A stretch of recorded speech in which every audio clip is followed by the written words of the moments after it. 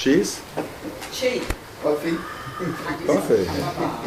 From Addis Ababa. From Sai Baba?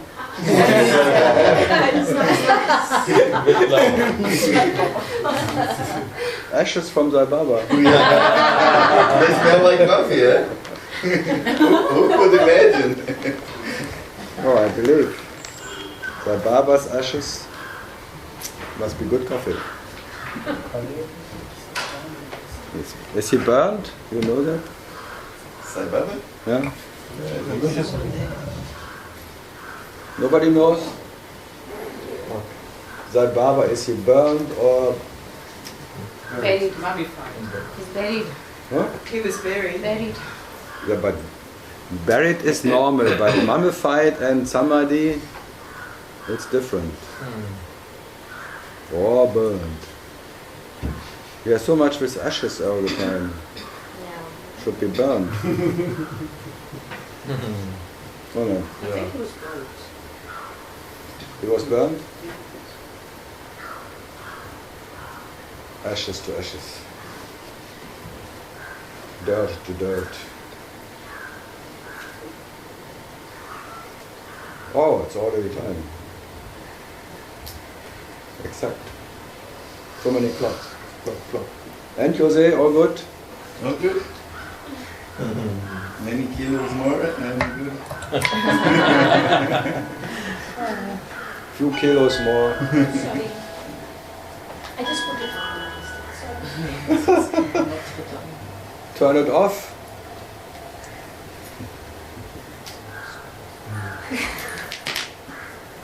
The Pandora box.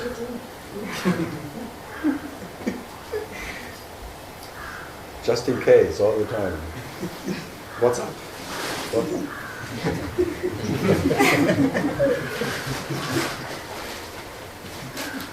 Just in case. This is too high here. Maybe. There was yesterday Yeah, smaller I think one. this was what Will you it be had okay? yesterday, that one. This one? This stool. This too. Otherwise I get... We put that on there. Maybe more here. Actually, this is probably better for you. Don't interfere. Off. Go, go. Right.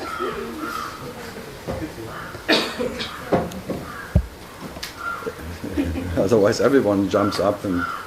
I think this is better. No, but, What? or is my eyesight wrong, or is this... That's for sure.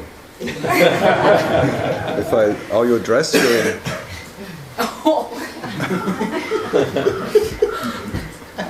She's dressed nicely. Huh? She's dressed nicely. But the eyesight something must be wrong. No, just talking of eyesight. You know, painters have different periods where they're painting. This is a period. Was this your Bondi period? Oh, It's quite shocking. shocking. Why? Well, what is it? No idea. Whatever you imagine. If it's shocking, then you have quite imagination. Then you are shocking when you find it shocking. I do. It's a French Oh, tricolor. it's your French period. It's a tricolor. Or your German It's a French flag.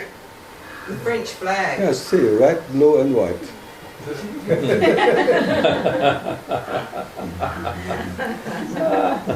Australians don't know these things. They have different periods. Yeah, well, periods.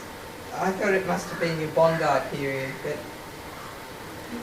that was your No, French period. It's my bleeding heart for all my missed opportunities.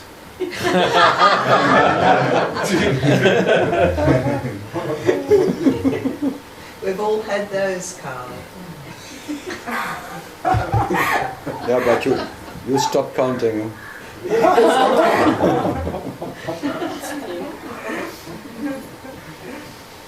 Cannot keep track. Tracks that. Oh, Singapore. Fresh from Singapore. Great. How are you? How are you? Everyone looks at my feet. How are you?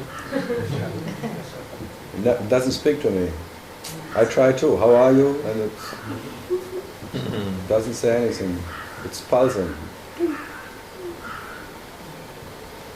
Pulsating. That's good? Yeah, Yeah. They say in Germany too. good circulation. It's healing, they say, it's pulsing. Now it's all fear. But everyone, when their own pulsing is, they say they want to stop it. It's healing when thinking happens, it's healing. Pulsating. So, yeah, Savita, something new? No? I was afraid so.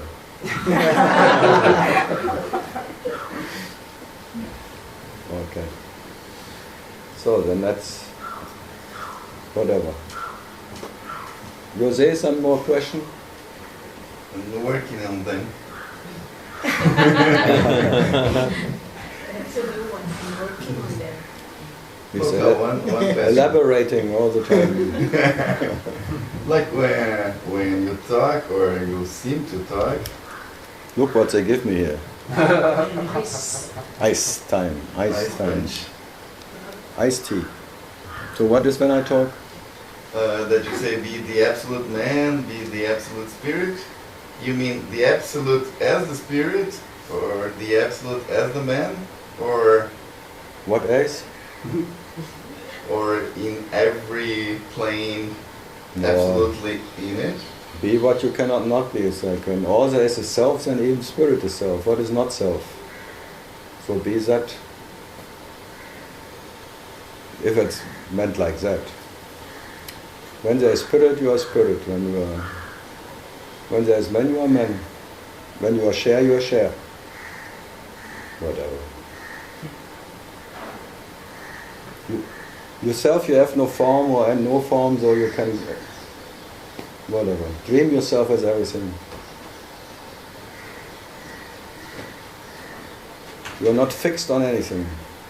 That's called freedom. You don't need to be a special whatever. You can be the lowest and the highest and whatever, and you are not. So when you're man, be man. Don't try to be one. Be. Don't be a chicken. Be a man. Many men try to be men because they have to prove that they're men. But when you're really absolute man, you don't have to prove that you're man. You're just man. But when you have an idea how a man has to be, then you obviously like to be as an idea of a man. So to be a man without having an idea of what a man is and what is not a man, then you are the absolute man. Okay? That's easy, that's effortless. But if you have a concept of a macho or how a man has to behave or something, then you're an artificial man. Okay, that was it. Is that the absence of the observer who observes himself? No, as a man? it's the absence of one who defines what is a man, what is not. It's the absence of a definer. Don't look at me like that.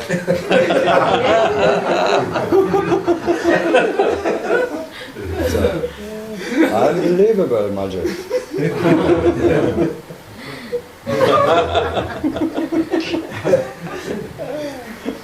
He wants to make it more complicated. Cannot be so easy. Huh? So, clear?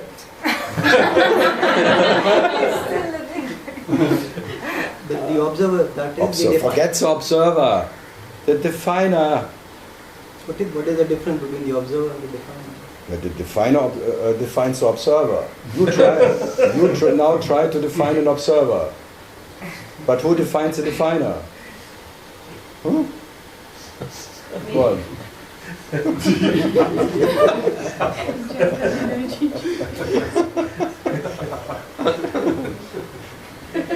It's getting absurd Book here. number 8.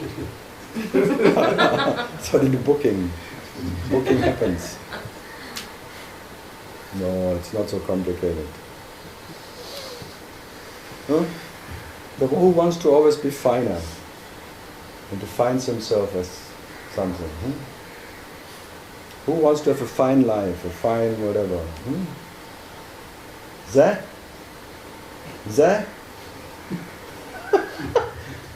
After 7 books, I cannot even repeat what I've said before.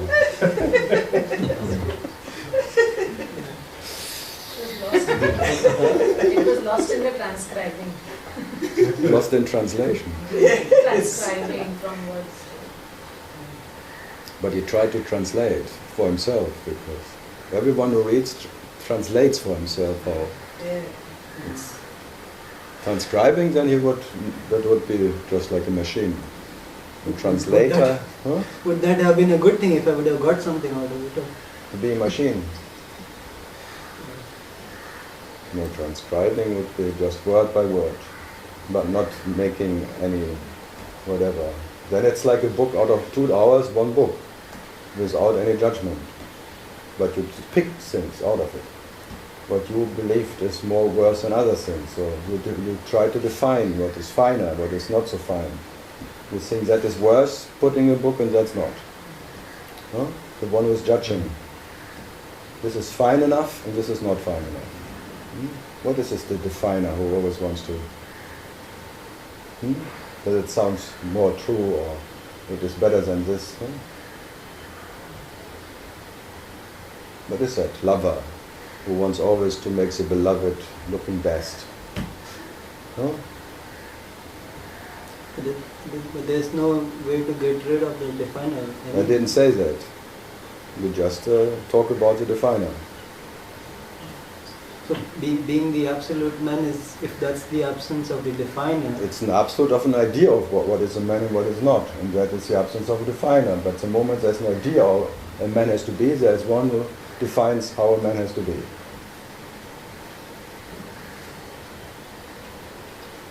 That's called me. So is there an absence of me? Yes, every night. Every night there's an absence. Every night you're an absolute man. When you wake up again, you don't know what you are. Am I really a man? Well, look at me. No, the moment you look in the mirror, you don't see a man. I don't see a man. Humble man, jumping jack. How does a man look like? How is a German? You know a jumping jack? Something pulls a string and is... You know a jumping jack? Everyone knows a jumping. That's man. Because there's a little string down there. If someone pulls and they're... Oh.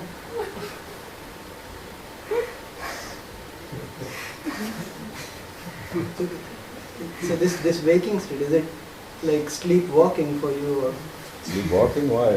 Because in sleep there's an absence of definer. But if you're an absolute man during the waking state, then you're neither awake or asleep. Because you don't even define what is awake and what is asleep. But you want to define it. You want to make it a waking sleeping state.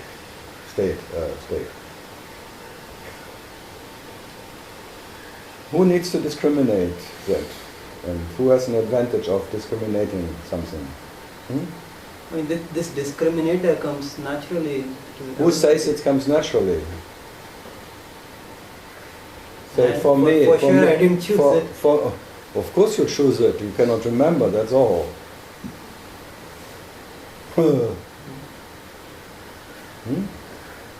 I didn't choose it. That sounds good. But he remembers he didn't choose it.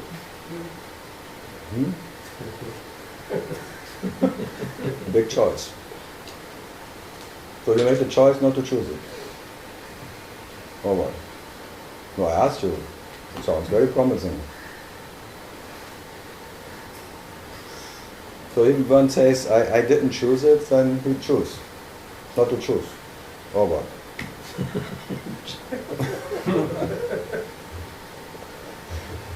Yeah, I put you on a thin ice now, somewhere. Maybe you have a breakthrough soon.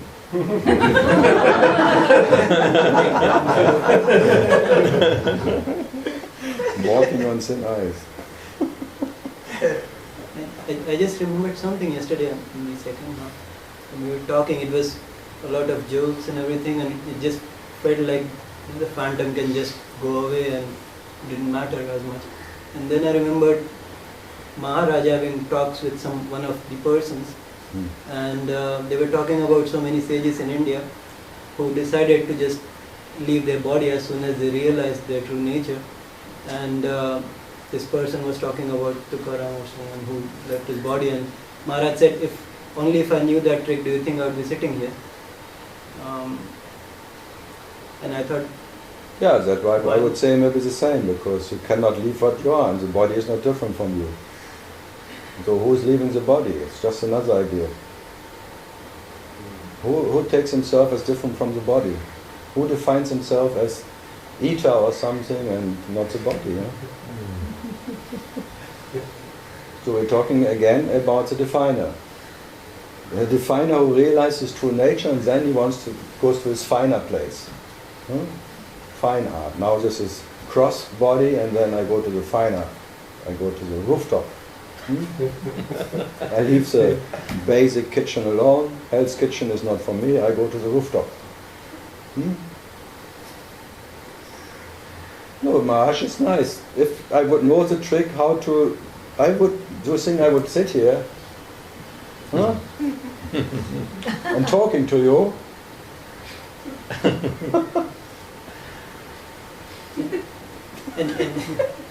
and my immediate reaction was, I know that there have been so many miracles around Maharaj. How would he not know that trick? It seems simple enough. Because it's only a trick in a circus. It means nothing. You go out and you're back again, instantly. It's a dream in and dream out. So it's a trick in the circus of what? Of imaginary circus acts. So what's the advantage of it if you know that act will leave the body? An out-of-body experience, what does it mean? What? What does it mean? You're a yogi? Or what?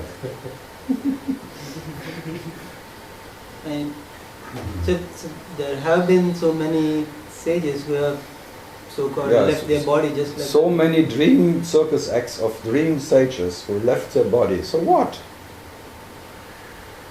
If you would be interested for that, you should go to them and ask them how they did it. Can you teach me?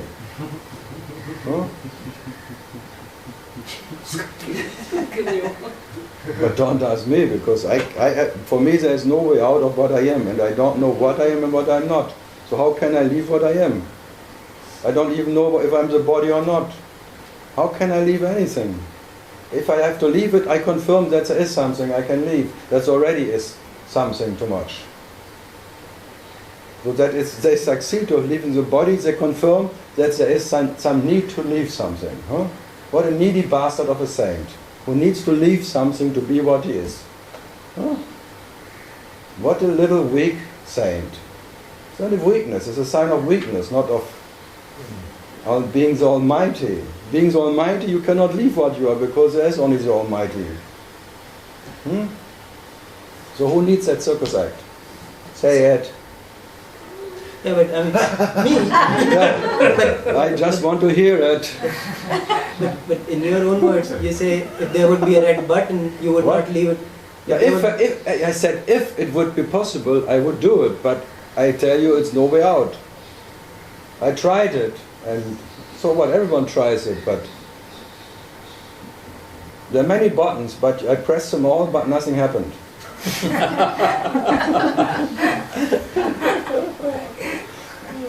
Well, not that I not try, because it's the worst case scenario, but you cannot leave what you are, and this worst case scenario is what you are. So you're not dead or alive? I have absolutely, I am even when I'm not, so how can I say I am dead or alive? I have no idea. Huh? I can only say I even am when I'm not. But I cannot even call it life. Because life has to be life, but I have no idea about what is life and what is not. So, being absolute in spite of whatever. Not because, but I'm already in spite of the body. Why should I leave it? Why do I have to prove to myself that I can leave something? I'm already in spite of it. Huh? Where's the need of it? I mean, what? like for example, the thing that happened. Ramana was saying. What did Ramana say in that case? You didn't read it? Thought you read everything. I read only. Then you are Marrakesh. No, they asked Ramana, what are we doing when you're leaving the body and where you go and saying, I never came, how can I go? I never went into anything, how can I go out of anything? I am that. That's the same as Maharaj would say. How can I leave what I am? I am that means I am that. There's not me in the body. Who makes that distinction? Huh? That's a definer. Who wants to be finer as God himself. Little devil inside. Huh? Called Manjit. He's reading all the same and wants to be finer. You get it? Who is this little bastard who wants to be better than existence? Huh? Who is this little saint who is so insane that he has to leave his body when he realizes that he doesn't need the body? Huh? Who is this little free guy who needs to be free to be free? Huh? What an idea, huh? What is that freedom you need to be free? Who is that one who needs to be free, huh? Me again. Huh? Me. Who needs to prove to be free? Huh? Me.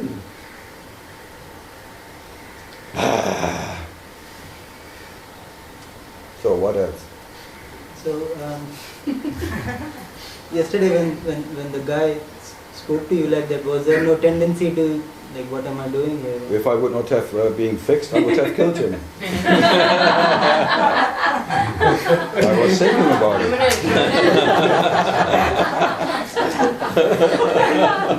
I thought, break another leg or...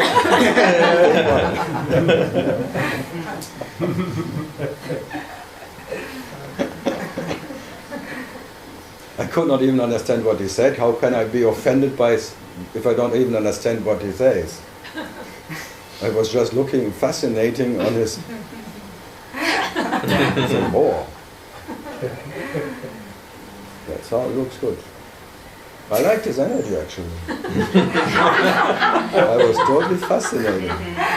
He was telling me, don't laugh. Yeah, you didn't look angry. You were just like, what the hell? I was not angry at all. I waited to be angry, but...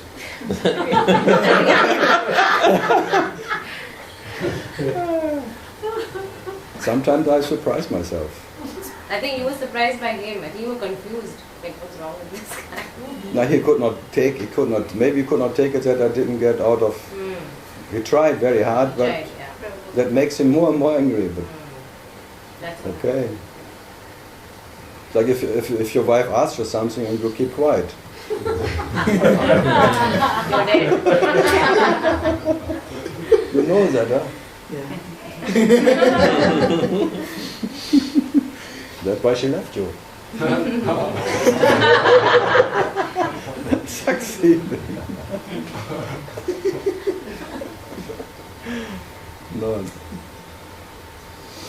No, I like these things. In Tirua, years ago, I'd always, every second day, there was a guy like him. So I'm not so surprised. I'm like trained.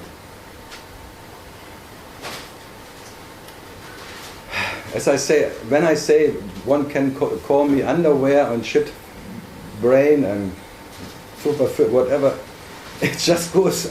I'm surprised that something comes up. I wait to be offended, but it's really hard. I have to play to be offended. I just didn't like that someone got angry here with him, and then I thought, okay, maybe I maybe whatever. He was angry that we were all laughing at him. He was like, don't laugh. No, you don't calm anyone down when you laugh about him.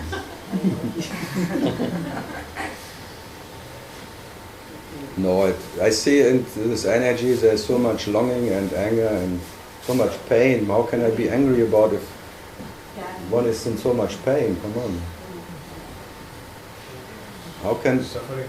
Yeah, there's so much pain and suffering, mental disaster there. It's like so much confusion and chaos and longing and passion inside, and it's like being an atomic bomb running and not knowing where to go with all that energy. And then having a ventile, okay, why not? So he needs the wrong woman, that's all. Women are good ventiles. When a woman is around, you know you don't have to get échauffé. You don't have to? Échauffé. Échauffé. Échauffé means you don't get agitated or whatever, aggressive. In fire, you don't, because the woman around is always at fire. It's always firing at you. That's why it's called Shiva and Shakti. And Shakti always fires. Women are around is always good because you don't have to think anymore.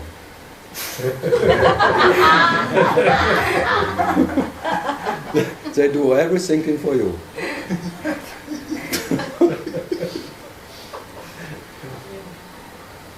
I like it. As worse as better. So where was I? You had no anger. As I said, 1 hour before, I said I wake up angry. I cannot get more angry. That's all. I try to get more angry, but it doesn't work. I'm already angry. I don't need him for that.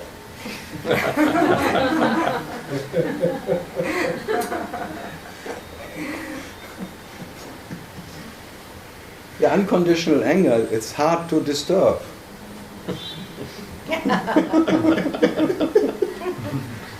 I don't need any reason to be angry. It's like an art. It's unconditional. I don't need any special condition to be angry. The moment I am, I'm angry.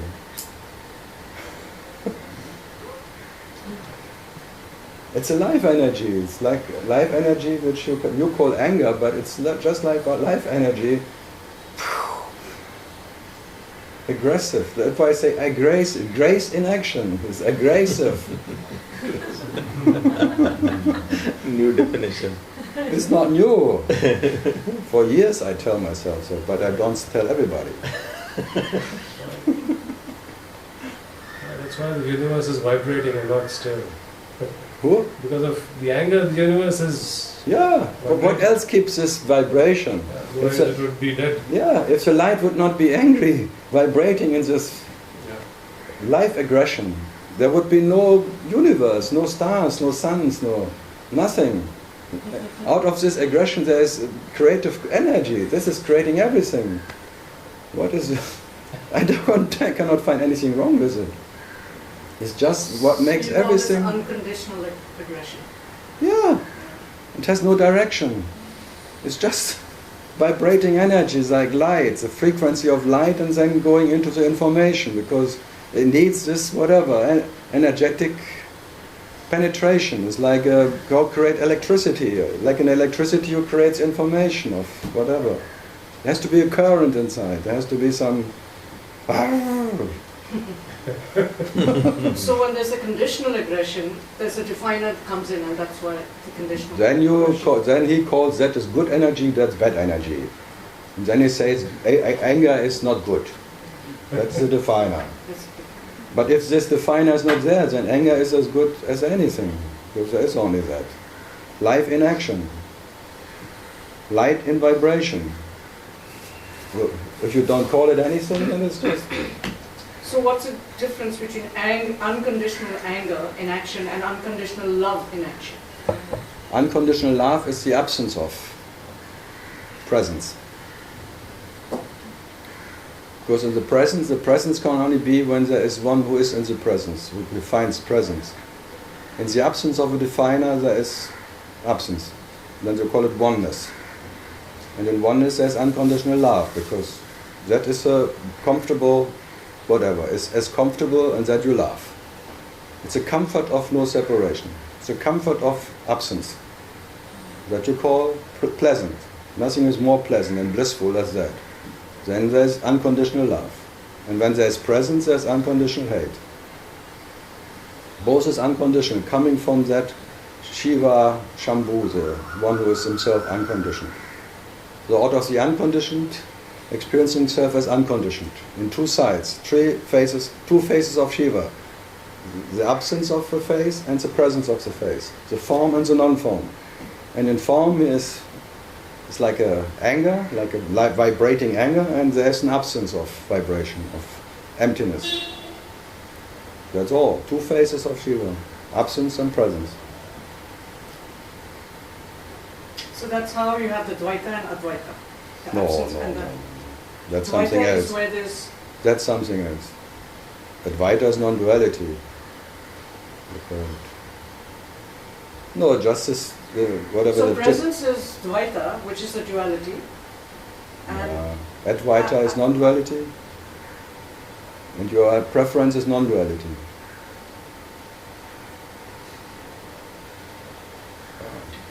I'm not so firm in all the... I listen to many who tell me that, I forget it all the time.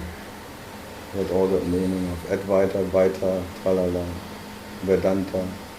I can talk about it, but I make my own concepts about it. That's why I always have trouble with people who know.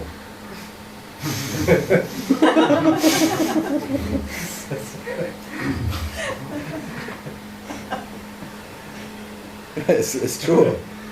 I just use it as I like it.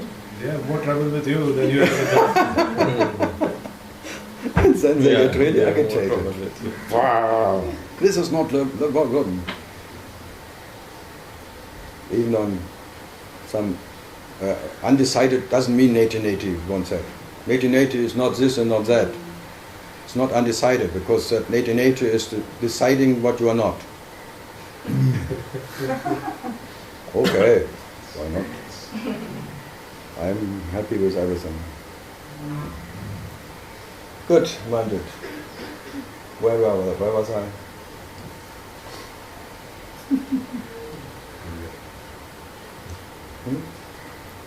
In? No, the absolute, as I said, there is the absolute doesn't define even what is absolute. It doesn't need to define itself at all. It doesn't need to know itself, it doesn't need to define itself, it doesn't know to be in the body or out of the body. For that there is no in and out or anything. So what is there to do? And the one who has to leave the body when he is realizing his true nature is still for sure not his true nature he realized. It's an artificial one.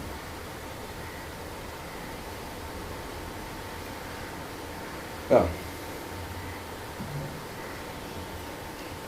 Any questions about that? Mahendra, you are the expert. Mind Papa. You are the expert of mind fuck. Okay. At least you are something. Mind fuck. Carl, yesterday would a word of comfort from you to that person made his suffering a little less? Do what? That person yesterday? Yeah. Would I cannot bring him comfort. I don't even try. I look into the energy and I don't judge it, that's all. And the possibility would be that he would relax in it, because there's no judgment in it, maybe, or whatever. Just looking into that. But it didn't happen, so okay, then you have to go.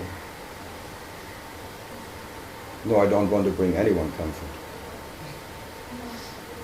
no, not in that way. Huh? Not in that way, that comfort, but the way he was, the agitation. No, I don't want to change him. Something happened yesterday. Nothing happened. No, if I would think that is something wrong and I try to change it, then I would be the same. Then I would say this is wrong and something else is right. And then I would be in the trap again that I think I have to heal him or I have to give him comfort or something. Me. How arrogant I would be then. I just look into myself and myself has fun there. I tell you, the self has fun there. Self has fun everywhere. It's fun. There's nothing to do about it. But if one definer looks into it, he says, "Oh, I don't want to be in his position." So the moment you place yourself in his position, then you get the same. Oh, I'm already there before I even see it. I don't have to put myself in his position. I feel there and here. There is no difference. And I feel there, nothing happens. I see here, nothing happens. So I'm there as good as here. Or bad, whatever. But if I would here be one who sees and one who is in pain, whatever, then trying to, and I would place myself into it, that is pity. But it doesn't work with me. I can't, this self-pity is not there. I cannot pity myself. I try. But sometimes I would think it would be not so bad if I would pity someone. And it's hard. Because it makes an effort. I'm too lazy to pity. I'm much too lazy to put myself in his position.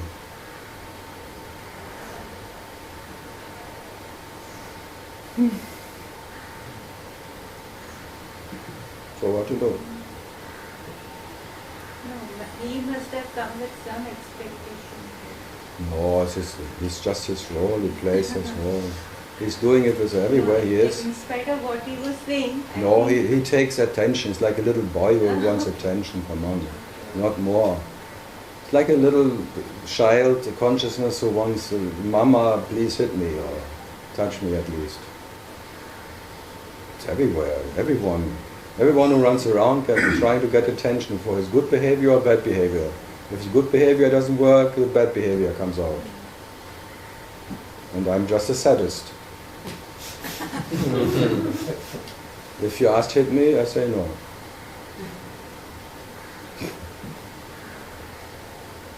Why should one?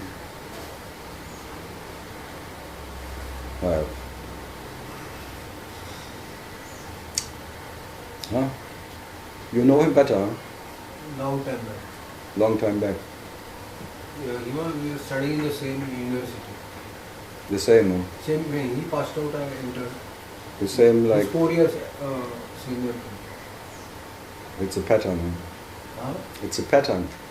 I don't know that time. I came to know him through Ramesh Balsi. They did the same, huh? He gives his advice all the time to me. Do this, careful, good. Earlier I used to argue and all. Yeah. Now I say thank you. Poking. Yeah. He should be like that. It's always good to meet a God who knows better. Okay. But he dares to do it. Everyone who sits here is like it. Because everyone who sits around here knows better than God himself how it has to be. Huh? Including you. For sure. You too. Doctors, there is no question. They know what is health. What is hell? Huh? What is hell? What is hell? What is hell and what is heaven? Be a doctor must be in hell. Yeah. True. Because only in hell there are doctors. Hell's angels. Those are doctors. Driving Royal Enfields. I realize too late now. Now you want to retire. Huh? But if he would retire, he would still be a doctor. Doesn't work. It's like a saint who leaves the body. It's still be a saint. That's worse. Doctor without a body. Nobody comes. Another doctor, there are many doctors here. But he tried to become a lawyer, but it didn't work. Now I try to become a singer. A singer? Yeah. I don't want to be around that. Trying hard to get away. Karaoke or what? No, I'm taking classes. Because you're in love with a teacher. No. She has no chance. She has no chance? She's already in love with you? No, I don't think so. So it's a she.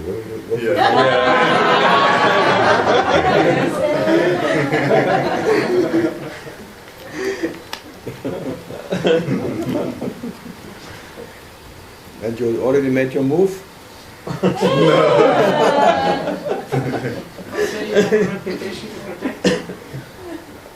I met, he's the best.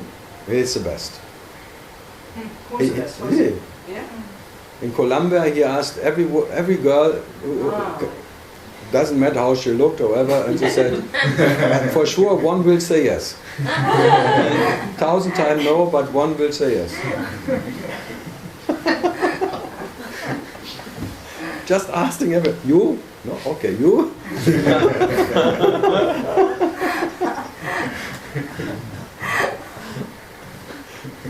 And I liked really being focused.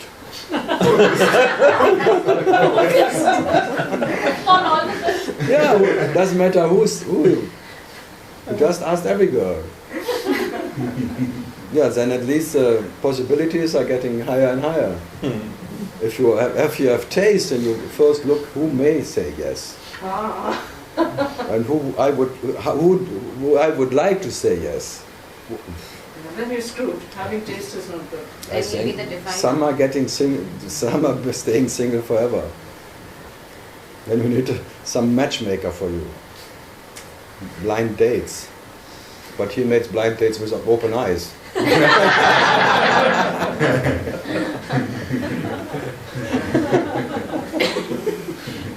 Open air, e-harmony.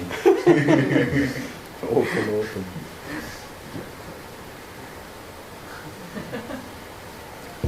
Ciao.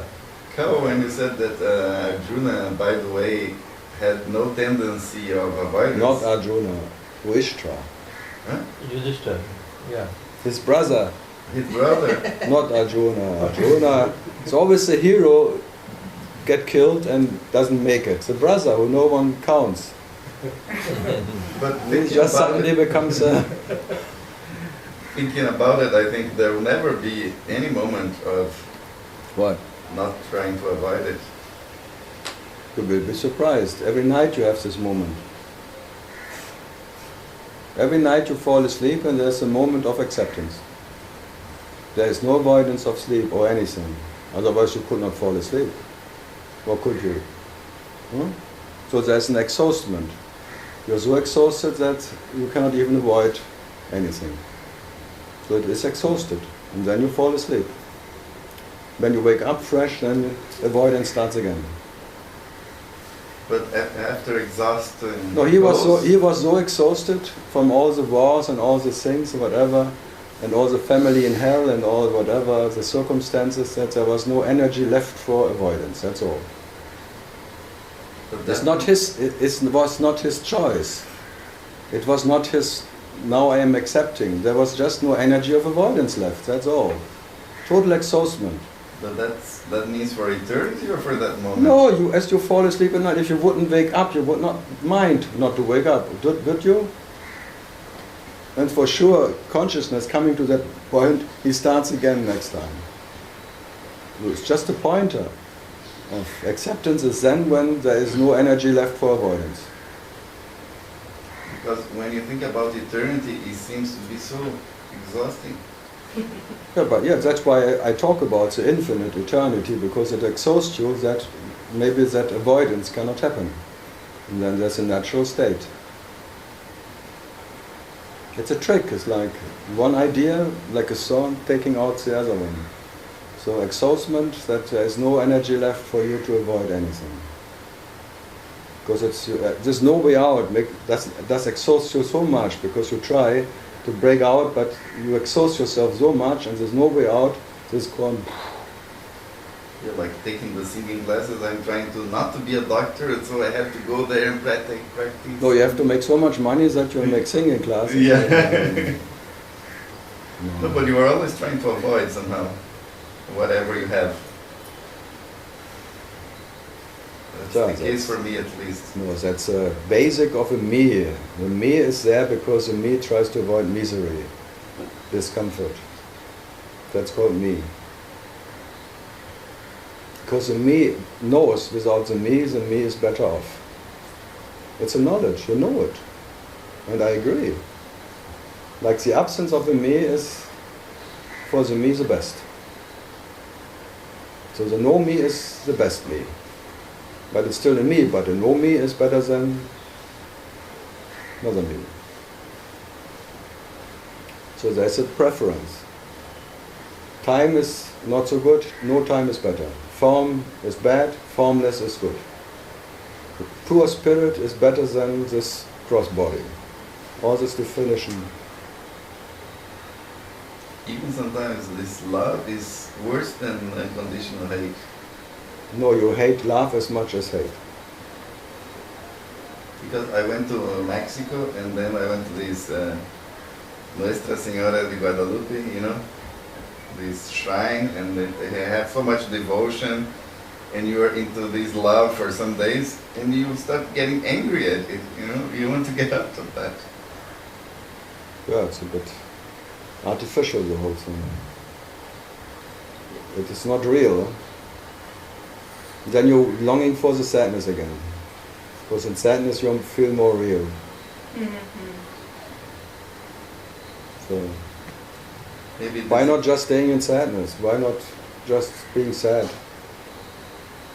Why not just being a sad guru? This stuff guru. That's called a sad guru. New definitions. Not no, it's called sad guru. It's a sad guru. The sad self, because the self is always sad. Yeah, it's a basic of the self, being sad. The sadness of no second. The moment the self is, it's sad. The moment there's a self is sad. What's wrong with it? That's a basic. The basic ground for the self to be. Sadness. And everyone feels it here. You just try to avoid it by giving your attention to some other bullshit. But you only try to give attention to love because you want to avoid that sadness. Because it's always there, always present. Huh? Look, if you are really, honest to yourself, of course, splitting honesty, there's an underlying sadness uninterrupted. The moment you exist, you are sad. Only in deep sleep you are not. There's no one who could be sad. But the moment you are sad. So that's why you always long for sleeping again. Because no one complains in sleeping. So then you call it happiness. The absence of me, happiness. But the presence of whatever, sadness. So then you do all the work and all the meditation and all jogging with your brain and mindfuck just to get away from that sadness. So is it possible Then you get really exhausted at night that you fall asleep out of exhaustion trying to avoid sadness. This is true for everybody, not just spirituals. The what? This is true for everybody, not spirituals, just spirituals. Even non-seekers also. Everyone wants to be happy or not. Yeah, and happy means without me. Everyone makes sex that the me is gone for 1 second, and then sex again. That's just the famous sex, tantra, being active to get rid of the actor, in the act, getting lost in the act. in the action, being gone in the action.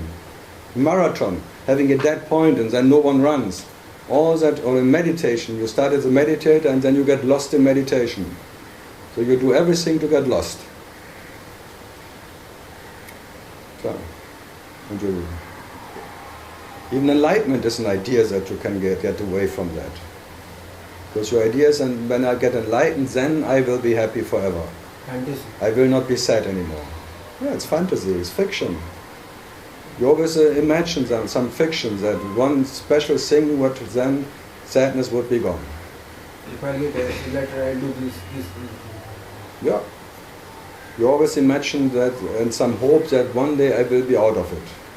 Hope, hope, hope, hope. A lot of effort to get that hope running. The next boyfriend, the next girlfriend, the next whatever, the next job, the next teacher, the next guru, the next whatever. That will bring me that I will not sad anymore. And then you meet your sad guru and tells you there is no way out.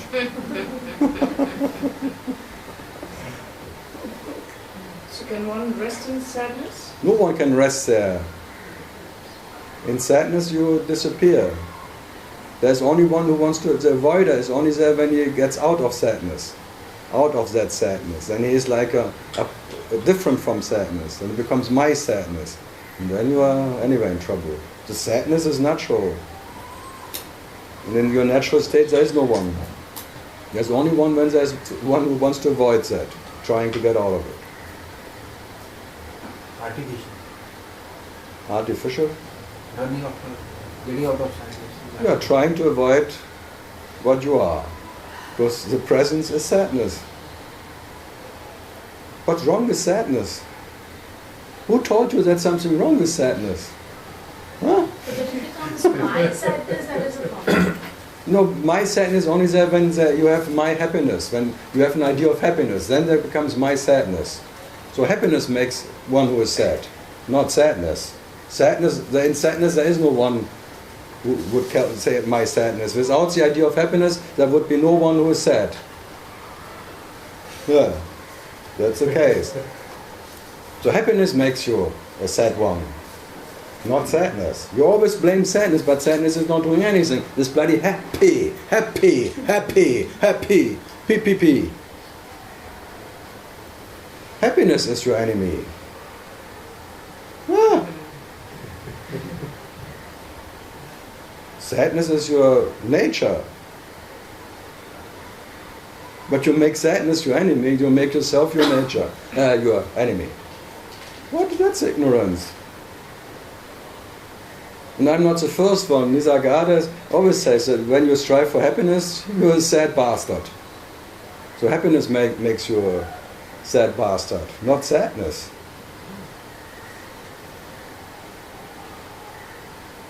You get addicted also. Is what? You can get addicted to searching for happiness. You become a junkie for junk. Because happiness is junk. Bliss is junk. It's all junk. It's like heroin, like a drug, who makes you an addict for some imaginary bullshit. Bloody bliss. It's just blisters in your brain, that's all. Blister. It's a blister in your brain, like a little bubble of an idea of bliss. Blister. It's a blister. Ask the doctors. And out of a blister comes a tumor. Tumor. Then you miss the humor. If you have no humor, you have a tumor. Then you have a blister. Something new. I have to invent something. Otherwise I get bored myself. But with humor, there's not even a tumor. Only when a doctor comes, then you lose your humor. Because he tells you how sick you are. You have no idea how sick you are before you go to a doctor.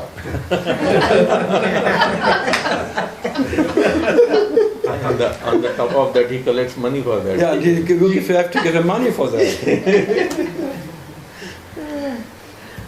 Just to make him, because you want to buy a friend. You think when the doctor is your friend, he will heal you. If you don't pay him, he gives a shit.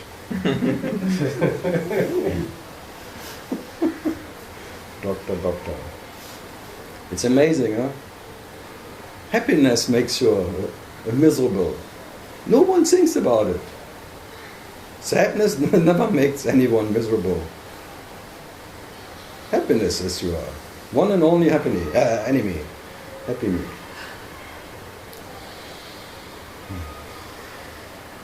That's amazing. The moment I talk in front of whatever, I say, you can never leave the sadness and you were fucked forever. And they all start.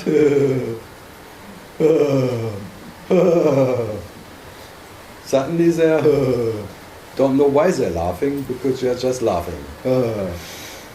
But if I tell you, and you can be happy by doing this and controlling that and fucking your mind and being a peaceful mind, and that the energy goes. If I talk this heavy stuff, sadness will never stop, you will be fucked forever, you are doing, energy is lifting up. Wow. You feel it? It's amazing, huh? Suddenly it's something.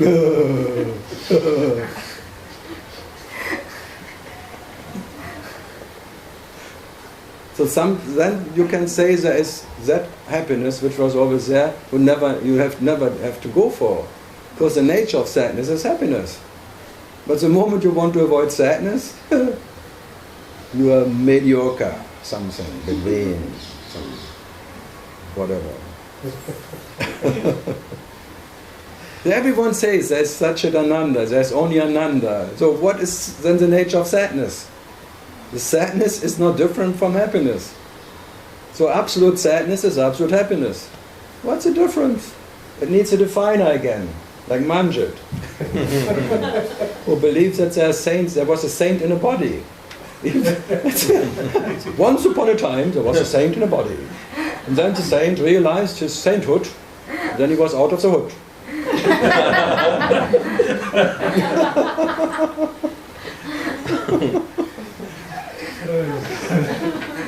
Be on the hood.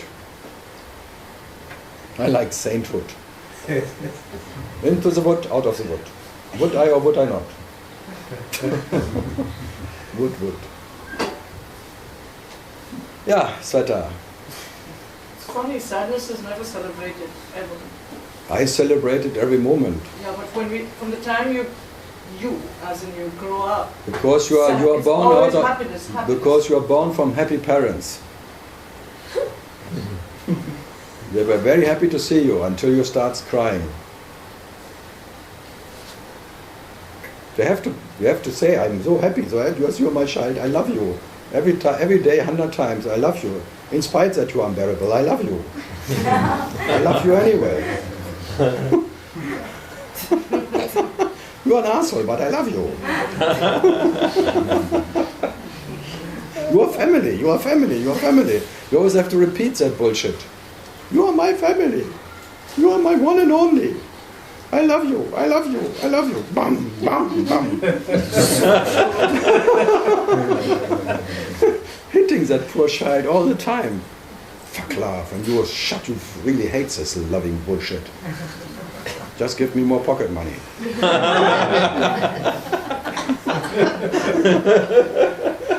I give a shit about your love, pocket money.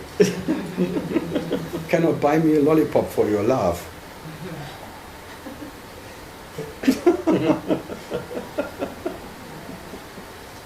Trapped, the mother is trapped and the child is trapped. It's that bullshit idea of love and happiness. Happy family forever. That's why the biggest, family calls. That's why they all have to make family constellation all the time. Working their ass off to say thank you, sorry to the grandpa. You touched me sometimes. I forgive you. I didn't know what you have done before my whatever told me what you have done. And then I was okay, but now that I know that it was not okay, now I forgive you. Okay.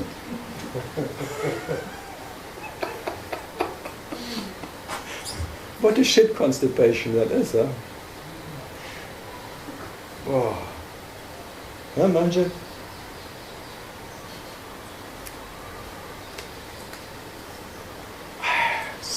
Nice. No, I just Sadness is so solid as huh? It's always there, doesn't want anything for you, always embraces you again. When you just relax, it's always there for you, embraces you again, and then you can swim in that sadness. Accepts you as you are.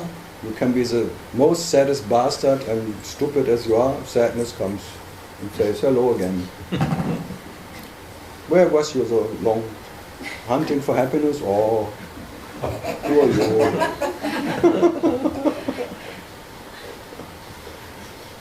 It's always open arms. Huh? Yeah. Happiness always runs away from you because happiness hates you. Because happiness doesn't want to be owned by you. So you hunt happiness and you will never catch it. It's always gone when you are there. Because when you are, happiness is gone. Then it's not even sadness. Then you left both behind. Good. Amrita, are you happy?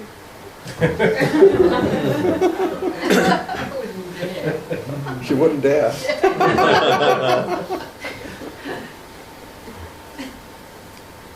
But Carl, the quest for happiness never goes away.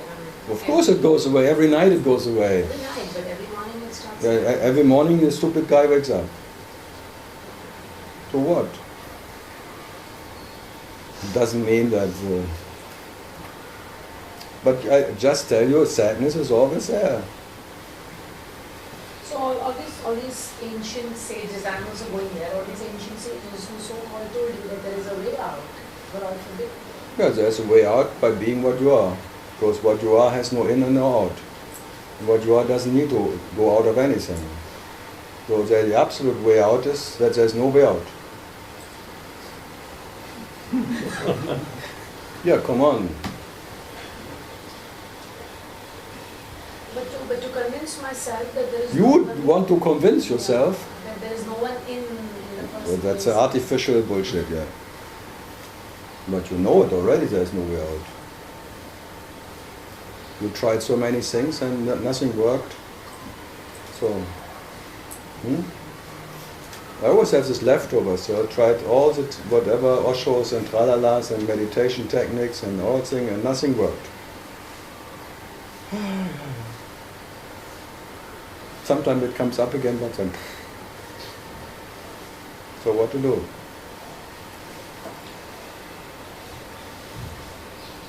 Oh, it's like I don't know. It's embracing you and will swallow you anyway. You don't have to worry.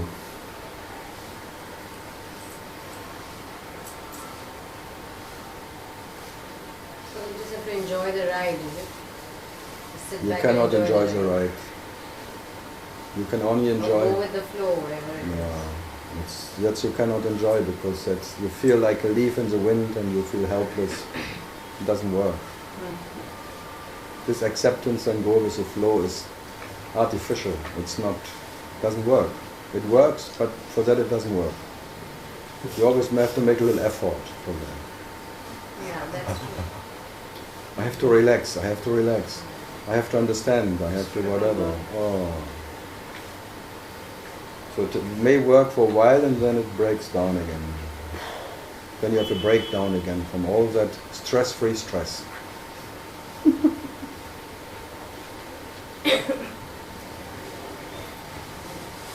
It's quite a big stress, trying not to be stressed, I tell you. It's the biggest stress. Bodiless. It's easier to be stressed. Stress comes by itself. Yeah. Worries come by themselves. Questions come and go. For worries you don't have to work. You don't have to worry that worries don't come. They come anyway. But not to worry, you are absolutely work your ass off not to worry. So not to worry exhausts you. Worrying is just a natural flow of worries. Yeah, it definitely seems like that. Like stress, worry comes so easy. So, be stressed. On the other hand, What? on the other hand, I met people who say I'm not depressed enough, I'm listening to Carl, and I'm not depressed enough, I'm working on my depression. That was quite twisted actually. Twisted? Why? The word depression means vacuum of sense. Yeah, I mean, naturally sometimes you feel pleasant and they say, no, it's bad, I have to feel depressed, I'm not depressed enough. What? Yeah. It's like a practicing depression. Yeah, it's like Ramana's song, like the awareness, which is an absence of sense. And being aware that nothing makes sense, and emptiness of, there's a senselessness which is there of everything. It's an emptiness, surrounded by emptiness, that you call depression. That is like putting yourself in that emptiness, into that depression, and that kills you. That's the only thing what can kill you. The one who lives by hope. Huh? What would you do without hope? Would there be any manjit left? Huh? Little hope? Little joy in life? So you should avoid joy. So they come to Carl to feel more depressed. Yeah, I think a couple of 100 years down the line it will become a practice to practice depression. Like Yeah, why not? Carl's a depression master.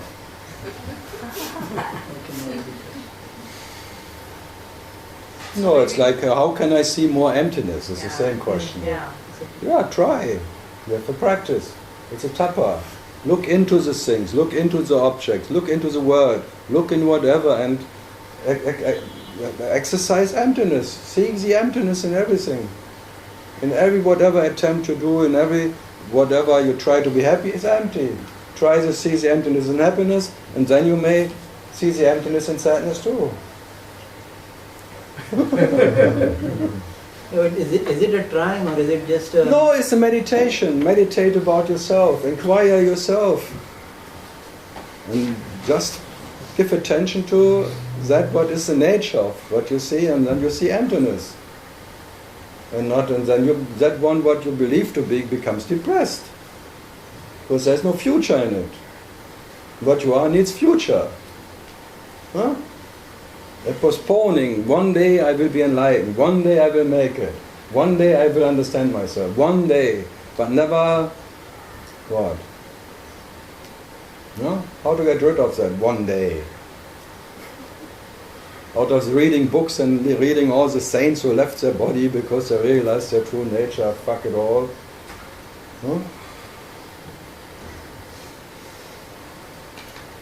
What to do? Of course it's a technique which doesn't make you what you are. But you are here to kill your so-called imaginary I, that's all. And how to kill an imaginary I? To see the emptiness of the imaginary I. You see first the emptiness of whatever you can see, and then even you see the emptiness of seeing. That what sees emptiness is empty. So empty, empty, empty. None of that can make you more or less as you are. But it starts with the world. And it starts with the spirit, and then the end is you even see the emptiness of seeing emptiness.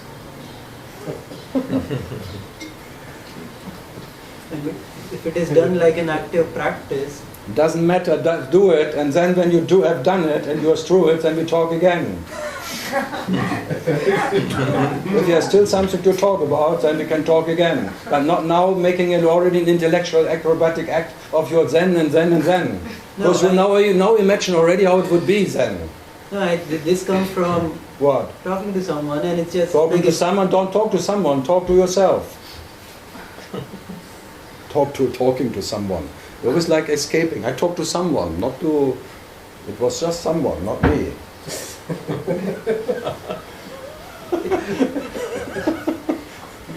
Not me, it was someone. And that someone has this technique, and I think that technique is just another technique. I didn't say anything. The other one said something. It was not me, the other one. If I look at a sunset and I like it, do I have to remember that I have to be depressed? No, this is not pleasant and it's empty. Of course, it's the biggest bullshit to see an empty sunset, because nothing is more artificial than an empty sunset. Nothing is more an imagination, because the sun is never setting, the world is turning, it's all fake. It's all fake, from the beginning. From the sunrise to the sunset is all fake and empty. The next day is another fucking sunset.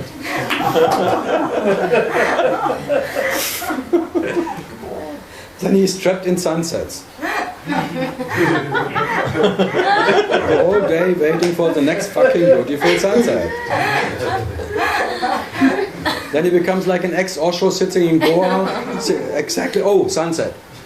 Drumming for 3-4 years. I was in Goa and then seeing I was 94 or 96 the last time there, and the same people sitting in the same chair and going the same time to the band and drumming to the sunset. You want to sit there? Reading the same paper 20 years? Doesn't matter what it is, you're just empty reading, empty information, empty. And thinking still I'm special. We're better off here than in Europe or somewhere, because there I had to work my ass off, that I can sit somewhere. Here at least I sit without working. So I'm better off here. And a beautiful sunset. Every fucking day a beautiful sunset. Sometimes more red, sometimes more yellow, sometimes more whatever. Fucking sunset again. That's why I like prostitutes. They have customers and they really doesn't matter who comes. You have to come anyway. You have to pay, that's all. No, that's actually an ashram, a bordel of a prostitute who is just doing their job, but not because or whatever, not making a choice. This one I'm more than this, you come for free, you pay double. No, everyone pays the same. Fat or thin or beautiful, it doesn't matter. That's called accepting what comes. Fucking beautiful sunset. Wow. And then they really, that is Tantra, because they know it's an empty act of fuck. And then the next one, fuck. For sure they don't expect but from the next fuck the total tantric, augustic something. They just fuck. What the fuck? It sounds sad, but that's the best. Yeah? Sally? Absolutely. So be a bordel, and you have many guests and they come and go. They always complain anyway. And everyone wants to be treated special. And you do as if you treat them special, that's all. Oh, you're the one and only. I never came as with you. That is what you are. Yeah, you are that which is like a bordel, and this guest, like this body, this Karl is like a guest, a customer. And then the customer wants something from you. Okay. And first you try to get rid of him, but if you see there's no way out, he will stay as long as he stays. He comes when he came, and he will go when you go. Okay. Okay. But does it make you more or less if the guest is happy? It will be gone anyway one day. A satisfied customer. That's like when you wake up, Manjit wakes up and wants to be a satisfied customer. Satisfaction. He wants sunsets. Of course, existence should fuck him right way, as he likes it, with a nice sunset. Looking at sunset and getting some orgasm, or some higher whatever.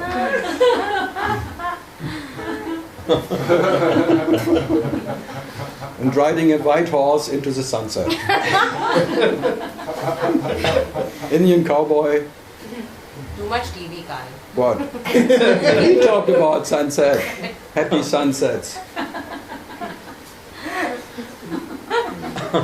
Actually, women, they should have every day a baby. Yeah. So painful. No, after the whatever 3-4, it would just. Vending machine.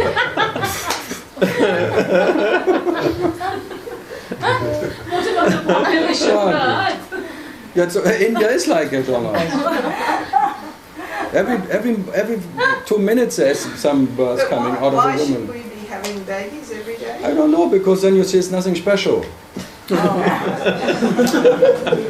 Otherwise you think I'm a fucking mother and I have 3 kids and something, and I'm very special. Yeah. And I had so much pain getting them. And I love them all, and blah, blah, blah. And you always come into this dramatic, I'm a mother and my kid and blah. But if you have 200,000 kids coming out, plop, plop, plop, plop, plop. Yeah, why not? Then you would, oh, you mine too? Okay. Okay. One more or less, who cares? But if you have only 2, 1, 2, or if you have none, that's the worst one. The best. The none is the worst, because then you miss that what you don't have. I know many of them.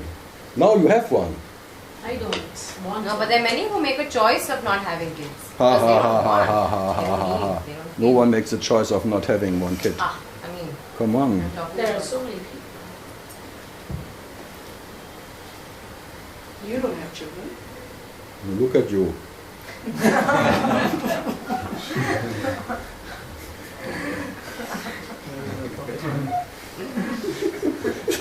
That's like pocket money, give me more information.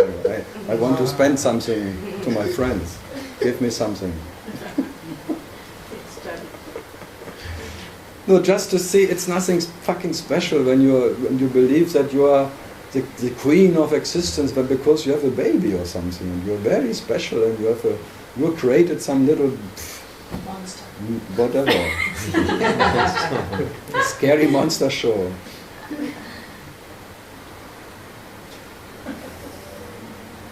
And I'm talking to all the mothers of this world. Yes.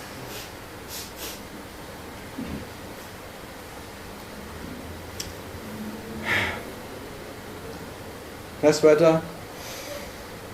Sweater is clever. No way. Good. Somebody there? No. Toilet. Amish is on the toilet. Stop press. He's rattling in there. Like Rattling. Full of energy. Making noise. Poor toilet.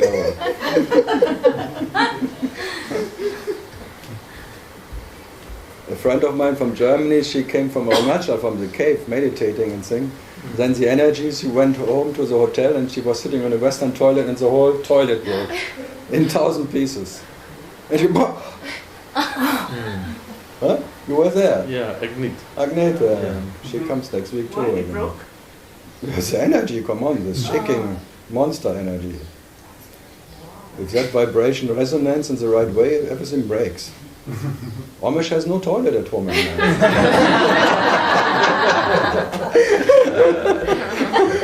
That's why in India they have all this Indian toilets, because they cannot break. Because India is Kundalini. They know what can happen. Rita has to be careful now.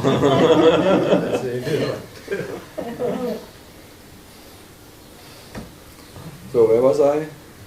Amish on the toilet. Or woman. A woman with 200,000 kids. Yes. No, what did Osho try to do with everyone? All that free sex and thing. Just to see that there's nothing in it, there's nothing special. Yeah. Just a day by day fuck. After a while it's just you, okay, why not? And you, and you, and you, and you. Yeah. Orgy. And after a while of course they're longing again for only one. Because they're really fucked up by all that. And then the other one becomes again attractive.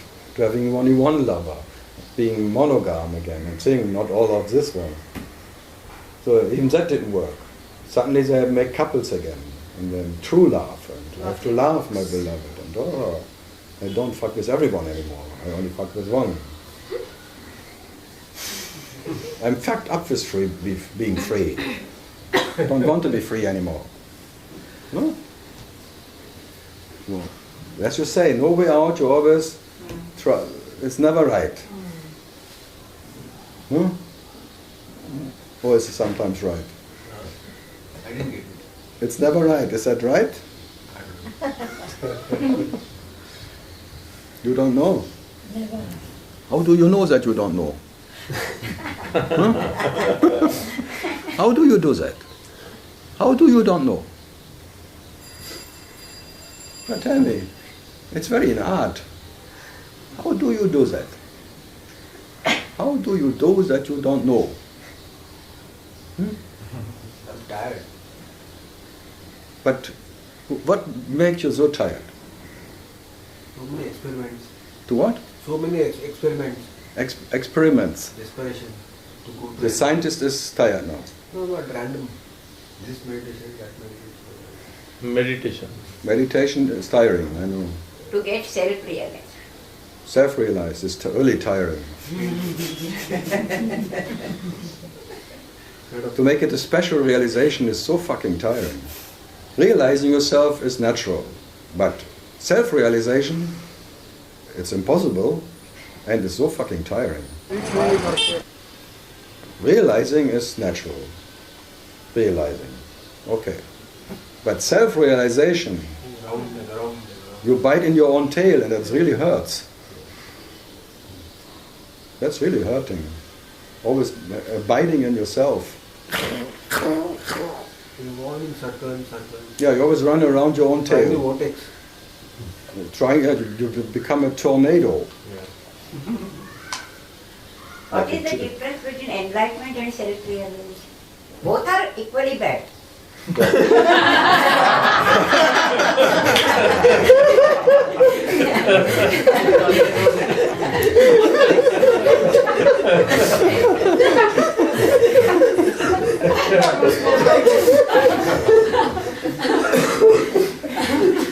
I think enlightenment they call when when you see the light, when you are self-realized, you are the light. Carl is talking. What? No, that's the difference what they make. One who is enlightened saw the light, like awareness light, whatever. It's enlightened by itself. And that what is self-realized is being the light, not knowing any light. That's a call. But you are right, both is bad. Because both needs one who is that. And self doesn't know any self. And never needs to realize itself. So all of that is in a dream. So just leave it in the dream and let the self-realized masters be self-realized or not. Just be what you are and final. And that never needs to realize anything. Maybe that is being self-realized, being that what never needs to realize anything. So by that definition, we all are self-realized. Then we don't need enlightenment. So. Who is we in that? Huh? Who is that? Who is we? Me. Yeah, me. Because M is we. M, me, we, me, me, we. There's only me when there's we, and we there's me. There's now Tuli Baba in Tiro. All the disciples, they have to always use we, not me anymore. And then they think they become more in oneness. We decided today to do that and that. We made the laundry. First I thought they have all a new girlfriend or boyfriend, but no, it's like, that's called masturbation. We had sex today.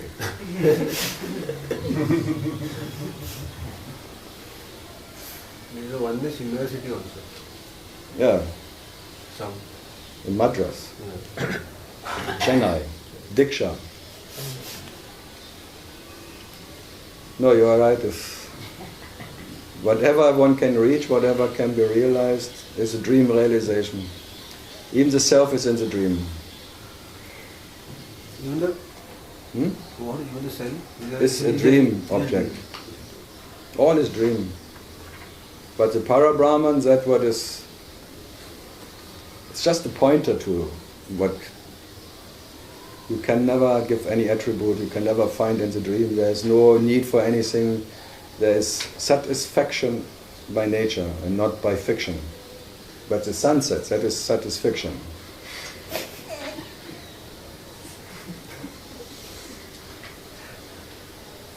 So what to do? So that what is doesn't need, and that what is dream, always needy, will never get it. And whoever claims that he got it is like a Brahma. You know Brahma is a liar. Who lies, Brahma, who lies that he found the end of the light of Shiva. He realized his true nature. He found the end of the light. He realized what he is. That is a liar.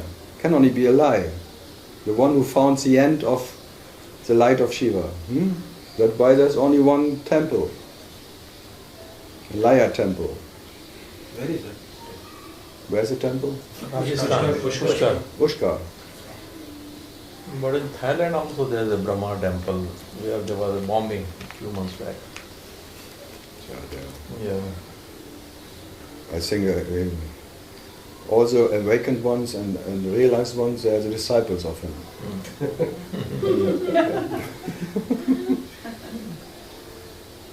You could say whoever claims to be realized his true nature or is awakened is a disciple or is like a successor of Brahma. A liar. It's a real liar. It's a realizer. He lies even to himself that he claims to be realized.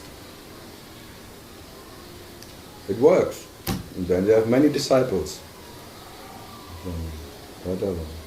They have the most disciples. The self has no disciples. That's a problem. I think years ago one said if the quality of a guru would be as many disciples he has, then Chit would be the biggest master. Because so many flies cannot be wrong.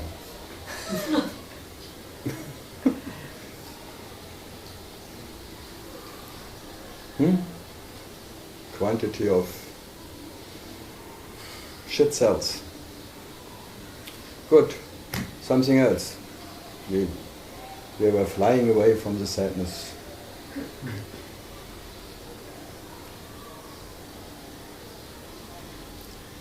Sveta, normally you have many questions.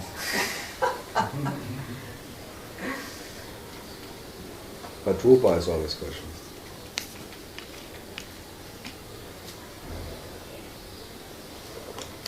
Or something here. Okay. Australia. I have a question. Okay. You were talking about anger before, how you wake up and are angry. Is that right? Like sadness, we can't avoid the sadness. No.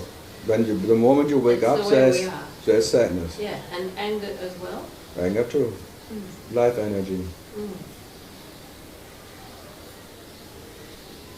Sadness and anger is not different. Yeah, that's what I was wondering. So the angry god, they call him the angry god. There's a gay lord and then the angry one. The gay lord is not knowing. There is no such thing as whatever. Presence. There's the absence more, the gay lord. And then the angry god is that God who is present, me. Because the me is just an angry god. Because the me is not different from God. So the me is just God being angry. And the anger is what? Shiva in action. Yeah. Shiva Shakti, that's anger. He's creating, and by creating, destroying. So this anger of Shiva is creating and destroying everything. It's very creative and destroying in the same moment. It's imagining and destroying. It's like aliveness. No, it's living. Living is anger. Living anger. It's like life. Being alive. Yeah. Being alive is anger. Life You energy. can't not be angry. No, there's anger, but maybe you cannot say it's my anger. That's just anger. When there's my anger, it's little anger. That's not enough. Otherwise there's anger. There's no limit of anger. You cannot reach the end of anger. Inside or outside. There's only anger. Or sadness. Call it whatever. So there is no opposite to that. So it's unconditioned. It is infinite in its nature. Unconditional anger and sadness, and they're the same thing? Yeah, they are just that what the unconditioned Shiva in its active Shakti form. Shiva Shakti is Shiva in action. So Shiva in anger, aggressive. Or grace in action is aggressivity, aggressiveness. How can you otherwise even create something and destroy something? Because in creating something you have to destroy something. All of this. So the creative God is a destroying God. All happening at the same time. Creating is destroying, because that something new comes, something old has to go. The next moment can only happen when the next moment before has to be killed. Something has to die, that something new can come. The new has to pum, pum, pum, pum, pum. So by creating something you have to destroy that what was there before. Yeah. None of it is good, bad or anything. No, it's just a way of... Or what we want or don't want. Or No, it's just a tick-tock, tick-tock, tick-tock. Yeah. Like how time works, like creating transformation permanently. That some another form comes, the form before has to go. Transforming, transforming, transforming. Shiva Shakti. Moment for moment. That.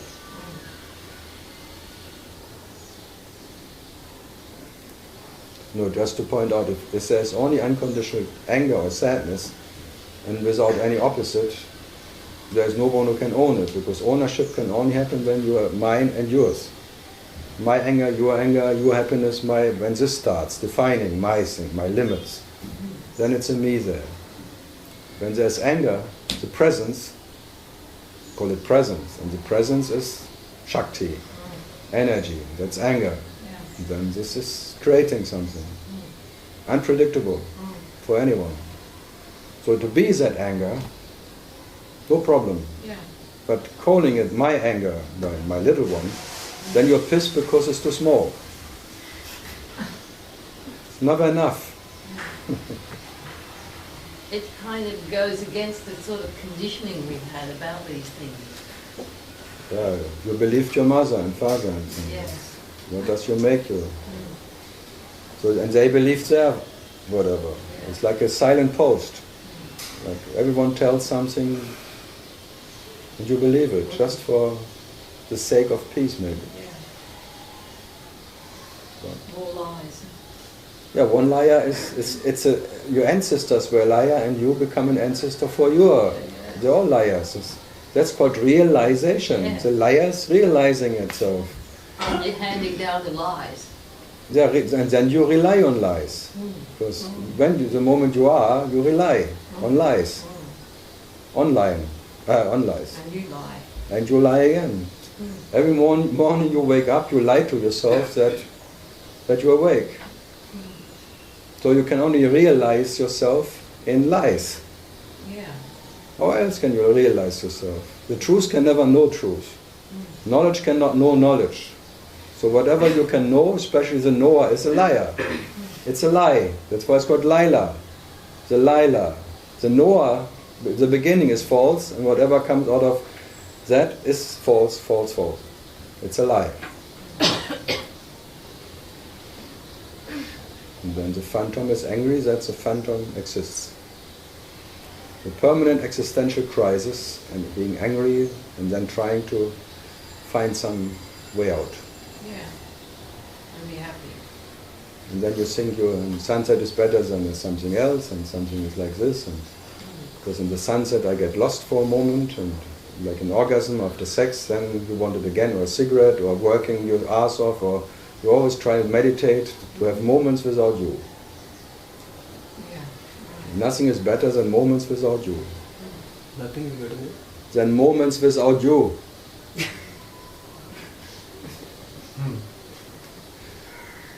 So the me is happy when the me is not there. So when happiness is, the me is not. So what are you doing? Creating unhappiness, because only in unhappiness you can exist. Huh? If there really would be happiness, you would not exist anymore. So you create an artificial happiness, an idea of happiness, because in an artificial, there you can survive.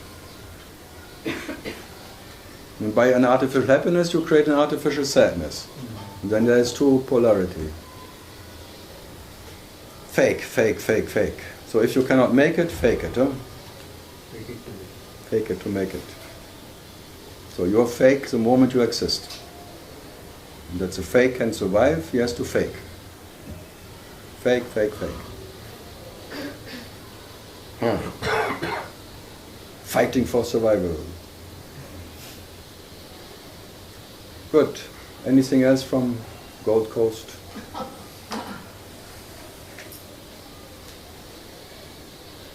Just feeling like a fake and a fraud. Actually, you're more like it's snowing and you're just one flake, and you try to survive as winter.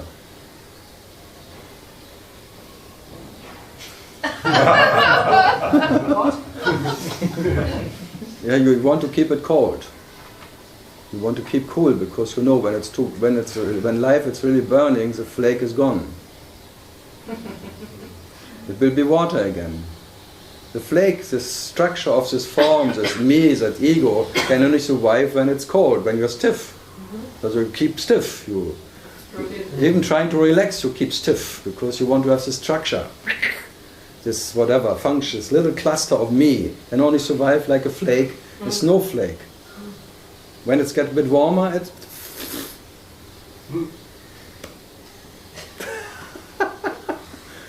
no, it's like an example, like out of water, then the snowflake. Everyone is unique. Every fucking flake is unique. And then you know, I'm so unique and I'm so in love with my little flake. Oh, it's fake flake. But you know the flake will be water again. You know it, but you fight for survival. As long as possible you want to be stiff and cool. So keep it cool, be quiet. So meditate, even don't move so much, because otherwise I melt. Then come Osho, dynamic meditation, then hot spot. Didn't work either. It's like the bubble in the ocean. So, the most, whatever you're afraid of is the sun comes out again, when the clouds are gone, your worries are gone, all the clouds are gone. That's why you're always creating clouds again. Because sunshine is bad for you. It will kill you. Because in the broad daylight, the little shadow of you cannot survive. So you stay in the darkness of ignorance. And you create more ignorance and more ignorance, that you can survive in that ignorance of self-realization. I am unrealized today. I'm much fucking unrealized. And I want to realize myself. And by trying to realize myself, I can stay ignorant. Because I know it will never happen.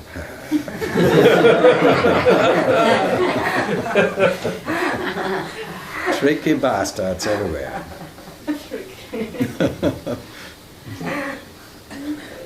It's amazing how tricky that is.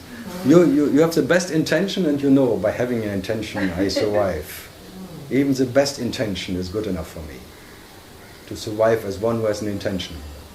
Wow.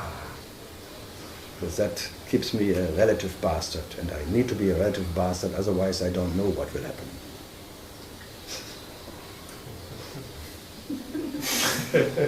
What to do? Can I be still authentic when I am everything?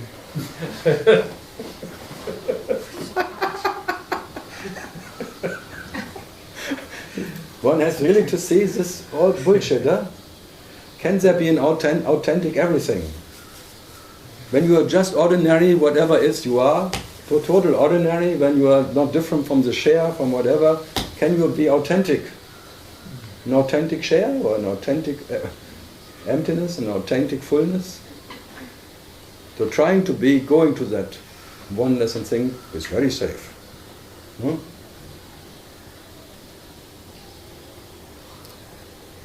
So don't claim that you look for yourself, you look for always a way. You always look the other direction. It's like the devil who is afraid of that water, what's called Vaivasa. Gottes. You look far away, you look away. Yeah. Far away, you look away. And you expect the end of the way. But you know it will never end. Never ending story. But you try, eh, Manjit? You really don't like to be in the body?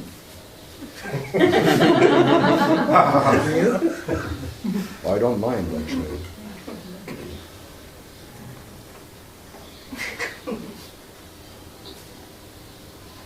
What's the problem? Huh? Cooking, cleaning. And? Get a wife, come on. That didn't work.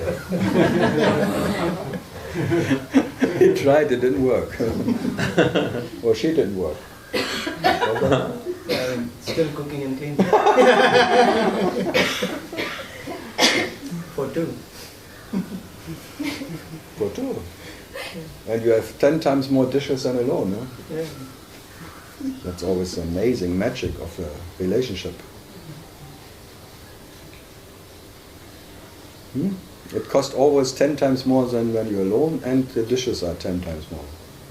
It's fantastic, huh? And the shampoo is gone all the time.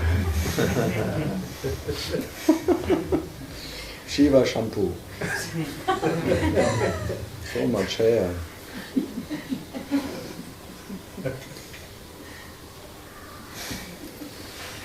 Amrita. Rita in Germany means a knight. It's a Lancelot. Amrita. And Amrita means nectar. In India, it means nectar. Nectar and night. Napster. Yeah, nectar. Sherry. Sally. Sally. Yes. Silly. Huh? Anything? What did your former master say about that? Which one? So many of them. The witch. The witch. The witch. Which one? What were we talking about? That's why I asked you. You forgot also? Who is testing now who?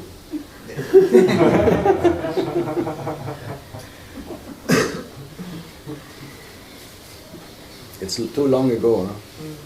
Very too long. He managed to go out of the body too. Very long. Sure. He had one-time sex too much a day. Too many.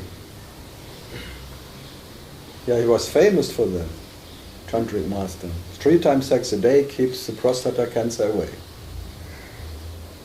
And he died. Prostata cancer. 1 time too many. Twice a day then maybe is better. No, he had to.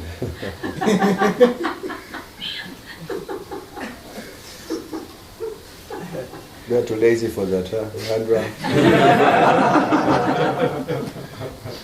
Who keeps record?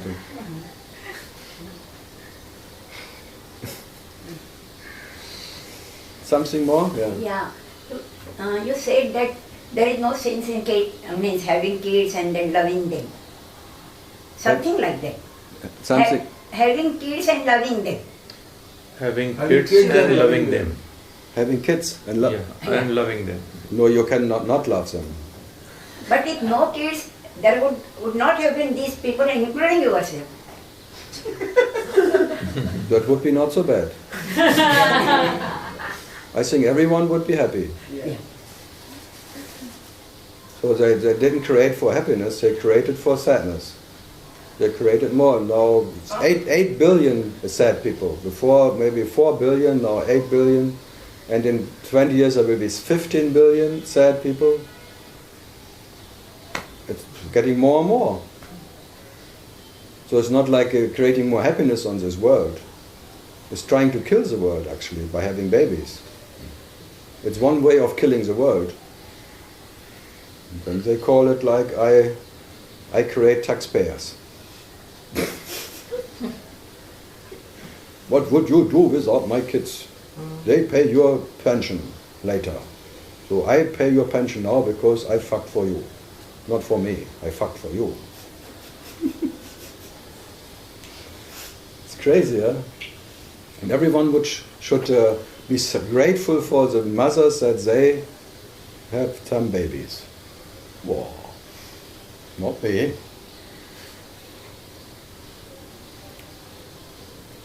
No, it's all okay. It's just a way of reality realizing itself as mothers and kids and all. And if there are 50 billion on the world, it would not make any difference for reality. So why not? But believing that one is a mother and having babies, that's more pain is not possible actually. It's like being a tombstone and creating another tombstones. It's not something what you can call life, like, or more. But why not? In that shadow life, how many shadows does this light create? Infinite shadows. So.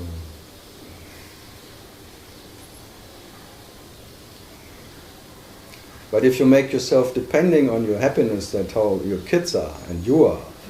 Then your happiness depending on your motherhood, and then it becomes tragic.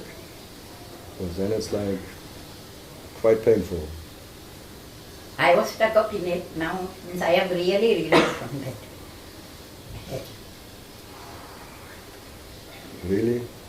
I was stuck up in that. Stuck up in yes. motherhood. Yeah. I was trapped in that, and I was very unhappy, depressed, and so on. Yeah. I was admitted in hospital and so many pills for psychiatrists, and now still I am taking because I am missing. But yesterday I didn't take some 1 or 2 pills. It didn't make me any difference.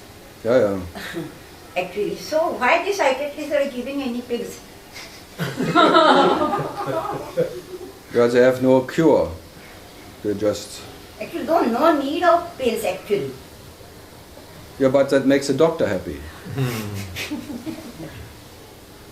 And counting. And counting pills. Counting money. Yeah, the money. The whole system is business. Something is suffering from schizophrenia, something is suffering from depression, something is suffering. So many names are given. Yeah. And we become the victim of that. And I'm here playing a doctor who doesn't want to give any pill. I just tell you sadness is natural. The depression is your natural state. That I tell you. And I don't want to get you out of it. Because this is your very nature. To be sad. The presence is sad. But does it make one less absolute? So one is absolute sad. Okay. And when one is in the absence, and one is absolute happy. And when one is not at all, then one is not at all, absolute not at all. So this trinity of Shiva doesn't make Shiva more or less. So only being what you are is what? Then you are in peace in all of that. Then it's Shanti, Shanti, Shanti. And that Shanti is not depending on being a good mother or being depressed or not. It's a peace which is your nature and not depending on some whatever, good family business or something. Or the presence is nice, or good sunsets, or good whatever. It's just sadness. Sadness, happiness. Presence, absence. And Shiva Shambhu. Out of the unconditioned hate, unconditioned love. How else can you realize yourself? In that two extremes. And the variations between. And you cannot escape it. And you never need to, there was never any need for curing yourself. Because you were never sick. This is just natural. That's your nature, realizing itself as that. And being that, It's beyond all ideas of sickness and health and all of that. Everything else here is like, it's a disease anyway. So there's a disease and an ease. But trying to cure the disease is quite something. Because it will never be cured. So the only cure is no way out and experience yourself as disease and as ease and beyond. But you're neither beyond or here or there. It's just what you are. That is Nisargata, I am that. Sadness, happiness, whatever call it. I would not call it anything because all there is what I am. I am that. So we need not worry about that Shadripu. You know Shadripu, no? Shadripu? Shadripu means काय आहे रे Shadripu म्हणजे? काम, क्रोध, लोभ, मोह, desire, anger, greed, attachment, ego. No, it's like you should. These are considered as because which are the diseases. barriers? It is said that which are the barriers of mukti. So we need not bother about mukti, need not bother about so we are very free for means our existence is very means क्या बोलते हैं means No, the striving for having no desire, that's the worst desire. अच्छा, removing that is the worst desire. Yeah. Because trying to be free, you're imprisoned by that. You can never be free from yourself. For what you are, there will never be any freedom. From what? Because the idea of freedom means two. One who is free from something else. And there's no other. So how can you be free? You can only be free from the idea of freedom. There is no sense in also rebirth or with no punarijanman, no sense in it. First, you cannot find anyone who is now incarnated. Who is born now? And who will then be reborn if you cannot find one now? All you can see is life. There's life, forms of life, whatever. Life living itself everywhere. But who is born? Where? And who will be reborn? So first try to find one here who is different from... Try to find the second edition of life, which is your life. You cannot find it. But all your ideas are grounded on fake ideas, on the fake belief system that you are a separate being. There are no separate being. There's only the absolute being, the absolute life. And no one is separate from it. So what is born here? There's an experience of birth, but no one is born by that. An experience of death and no one dies in it. So nothing ever happened. Nothing comes, nothing goes. No coming and coming, no going and going. And by being that, you cannot not be that. So you experience yourself in whatever bullshit you can experience yourself. But never that what is experiencing everything. But you cannot miss one little aspect. Nothing. Not one little experience of sadness or happiness. All of that is there. You are the absolute potential of all possibilities. And you cannot miss one little aspect. So what to do? So the experience being in the body doesn't make you less. Being not in the body doesn't make you more. That's all. There's no more or less to you. You are that. What is? This little experience having a body doesn't make you a body experience. It doesn't make you an owner of a body. And having the experience of being one with the universe doesn't make you bigger. So what to do? So we need not bother about that papa and punya, sin and punya, I don't know. Merit and the merits, yeah. Pap means sin, that is papa, and so we need not bother of that. No need it. What you are is always what it is. And we are free to do anything. Whatever you do is God wants you to do anyway. But God never wants anyone to do anything. So, but you can say whatever, it's like whatever happens has to happen. Whatever you do cannot prevent it. So it's not your choice anyway. It's an absolute choicelessness of action. So why can there be a desire? When there's a desire, it's not your desire. That's the main thing. There is no ownership.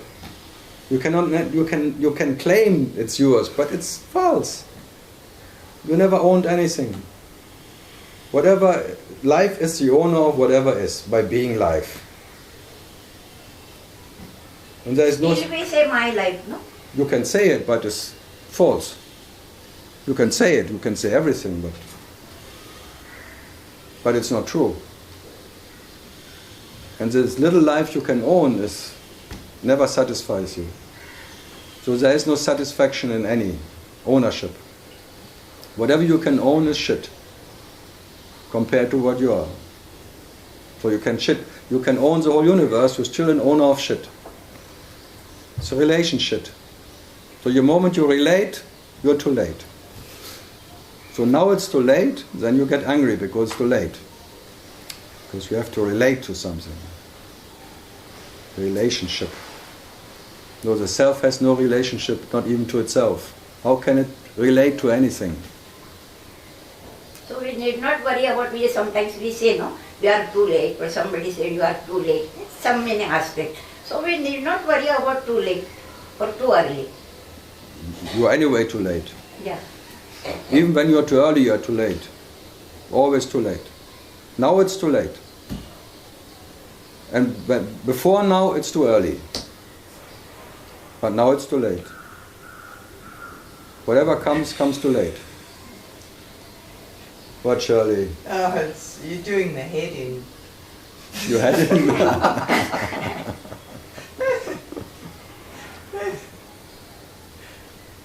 No, the only to know yourself as that what you are doesn't need any effort at all. You don't have to know anything. That existence, what you are, is so natural and so effortlessness in its nature. Nothing has to happen for that. And that little phantom knower who tries to and has not, be generous. Just let him play this consciousness game. You have nothing in for you. It's all empty. It will not make you more or less as you are. That's the main thing. The quality of your nature is not depending on the way you realize yourself.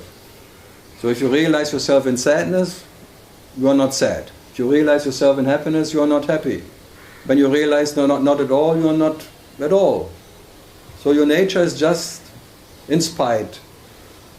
Never because of any way of whatever you dream yourself. So, that's the only cure I know. The rest is fiction. No one ever made it. And no one ever needed to make it. That's the beauty of it. No way to become what you are. But you can try. Huh? Gazing sunsets or something. So you're saying it's easier to be in depression than to try and struggle and get out of it? Yeah, be lazy, because then the depression is embracing you and kills you, and then depression turns into happiness. You will be surprised. Because the nature of emptiness, or the nature of sadness, is Ananda. Ananda is all there is. What is not Ananda? But you now try to make differences. This is and this is not. Like this is true and this is not true. The truth doesn't know any truth. Reality doesn't know any reality, and there is no division in reality. But now you try to divide, to define this is and this is not. And then you are in the shithole. You give attention to the shit of differences. Whatever is different is what? Shit. Only shit. There are only differences in shit. In knowledge there is no difference. Ignorance knows levels. In reality there are no levels. That's why they're called dimension. You die in cemeteries. Dimensions of whatever. So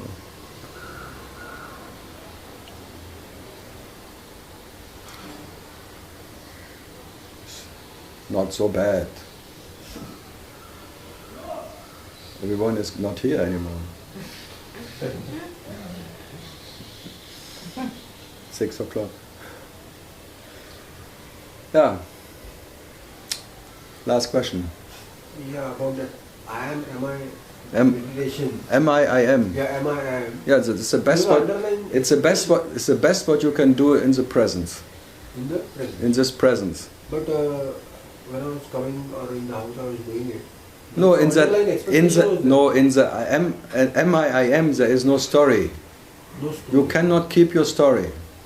There's just like a flow of, you don't know what it is.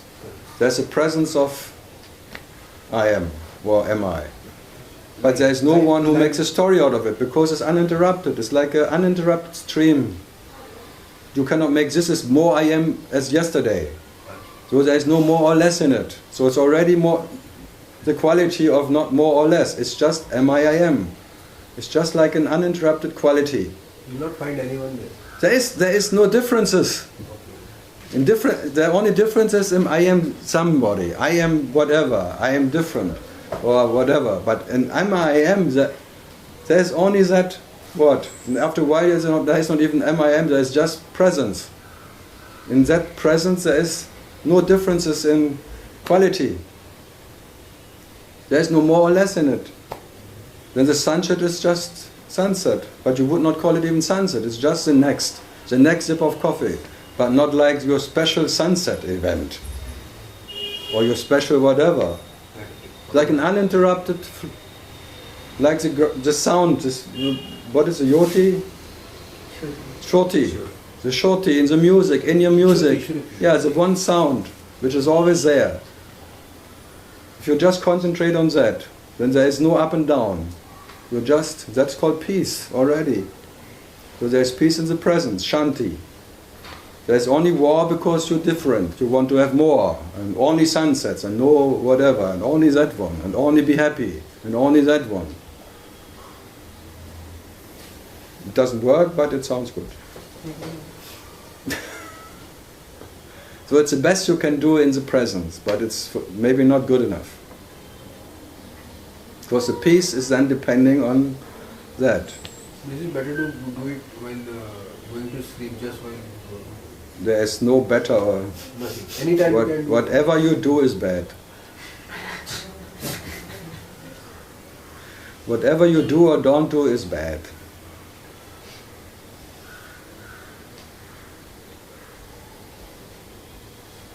Then what should we do? Do whatever you do. Because what you do is wanted from existence you to do. Without the acceptance or the agreement of existence, you could not even lift your eyebrow. So everyone is lived by life. And if life doesn't want you to do that, you cannot do it, whatever you try. And if life wants you to do that, you will do it, whatever you try. There is no way you avoiding it. You cannot avoid the next what comes. Impossible. Totality will decide, already decided. There is no way of you, as you have never done anything in the first place. No doership at all. What is personal, impersonal and totality? A different thing. Personal, impersonal, and then there's a... Totality who plays personal and totality plays impersonal. Both is a play of totality. But only the totality is real. Totality playing personal doesn't become personal. And totality playing impersonal doesn't become impersonal. So it's always total. It's not better than personal. No, it's just total. Total is total. Total. The total existence. Playing personal or playing impersonal doesn't make the totality of existence more or less. It cannot get less as total or more than total. There is no... Then the next zip, whatever, the next breathing, the next atma, breathing, atma, whatever is... There is no difference in quality. High is not high and low is not low. There's just an experience of high, which doesn't make you high, and the experience of low doesn't make you low. The experience of big doesn't make you big, and the experience of small doesn't make you small. You're just that life which is living itself in the big life and in the small life. But life is life.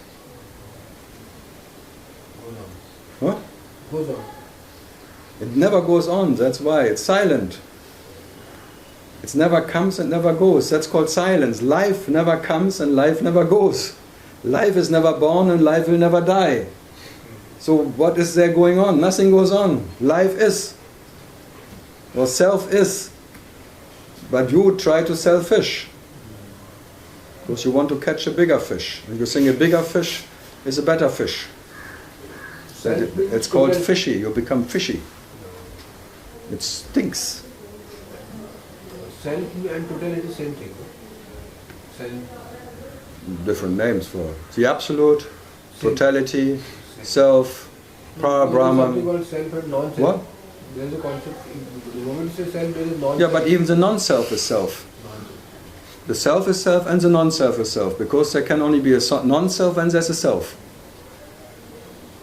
There can only be no God when there is God. So even when there is no God, there has to be God. So there is self and no self, but both is self. So the absolute being doesn't need to be. It's in being and in not being, that's what it is. So that there can be something what is not being, it has to be.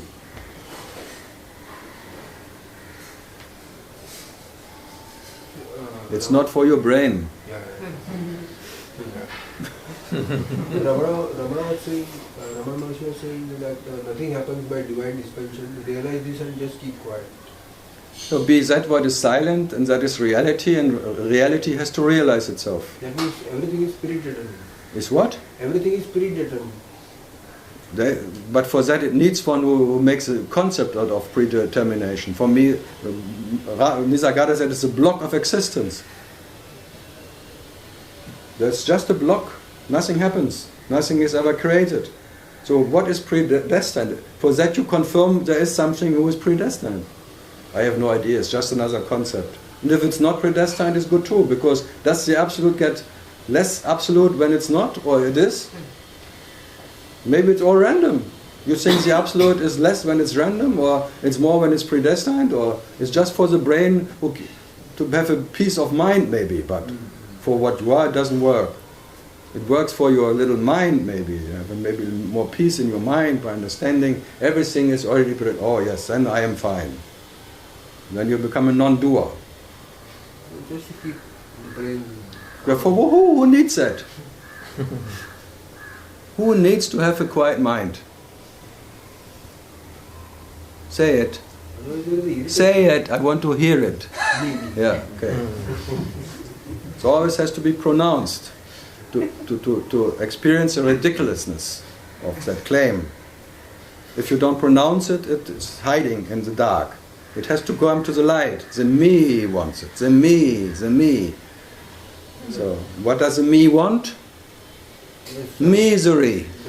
Misery, because only in misery the me can survive. It's fighting for misery. The sufferer is fighting for suffering.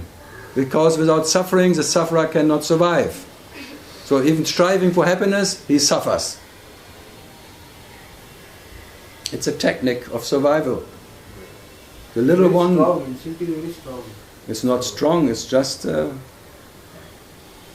it's a functioning of survival for consciousness. Without that, consciousness cannot survive. It needs to try to know consciousness. Without trying to know consciousness, there would not even be consciousness. So be generous, because you can allow yourself being absolutely generous. Let consciousness inquire consciousness. Because consciousness without inquiring consciousness, there would be no consciousness. Because only inquiry there is consciousness. Otherwise there would be not even a name for consciousness. Because only in inquiry there is a name for consciousness and the being. So both are needed. Coexistent. They are junkies for themselves. No one would call consciousness consciousness if there would be no inquiry. Yeah, so both come together. Fucker, the fucking and the fucked.